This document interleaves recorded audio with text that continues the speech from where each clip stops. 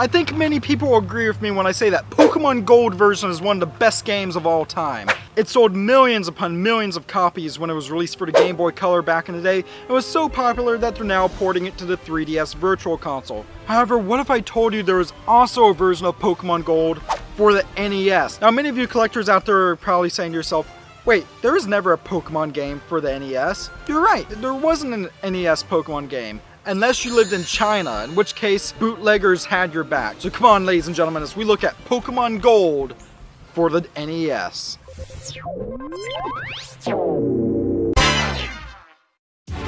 Ladies and gentlemen, welcome to Stuff We Play, your source for everything weird and retro, and if that seems like something that interests you, why don't you subscribe? But first, before we take a look at this crap, let me tell you about some awesome crap from our sponsors at crapbymail.com. Surprise your friends by anonymously sending them a box of chocolate poop! A great gift for any occasion. Get 15% off your order with the code StuffWePlay17. Link in the description below. And now, on with the show. And today we're looking at something that is both weird and retro.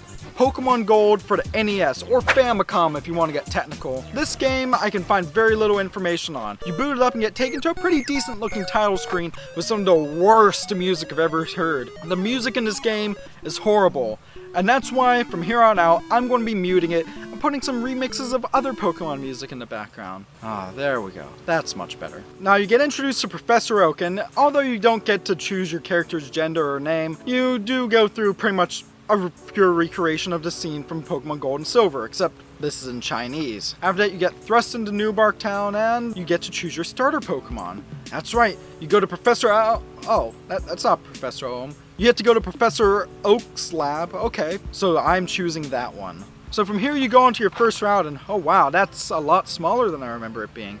But that's okay, let's see what wild Pokemon we can catch. So there are apparently no random battles in this game. You go through the first route, go through Cherry Grove City, and through the next route, and you come across Mr. Pokemon's house, who's apparently also Professor Oak, and he's joined by his friend, Professor Oak. So Professor Oak tells you that his friend Professor Oak thinks you're cool and gives you a Pokédex, which actually is fully functional here. Oh, I should probably take a detour and tell you about the menu system. The save feature doesn't work, TMs and HMs don't work, however the Pokédex does work, and you can actually open your bag. So after this and heading back to Cherry Grove City, you have your first actual battle of the game, and that's your rival, and he goes down easily. So from there you go back to Oak's lab, and you get told your adventure, hey, go catch all the Pokemon if you could actually have random battles and defeat the league and do stuff. The game pretty much just follows Pokemon Gold. After that, you're on your way through the routes to Violet City to fight the first gym. Now, one thing that's interesting is that in Pokemon, if you step into a trainer's line of sight, they'll force you to battle them. However, here, even if you get remotely close to a trainer, they'll approach you and make you battle them, which means there's no skippable battles here. So you go to Violet City, and you go through your first dungeon, the Sprout Tower.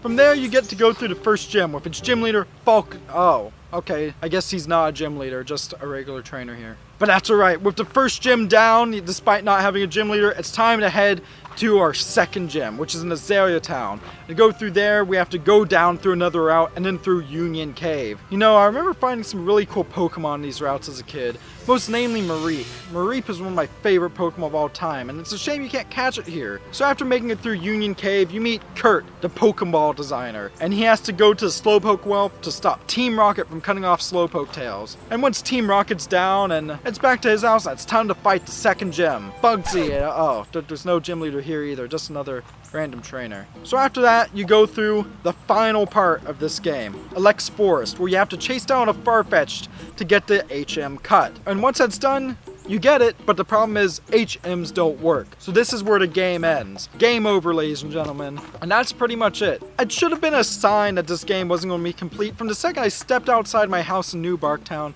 and realized that the sea out to Route 26 wasn't there. Would I overall recommend this version of Pokemon Gold?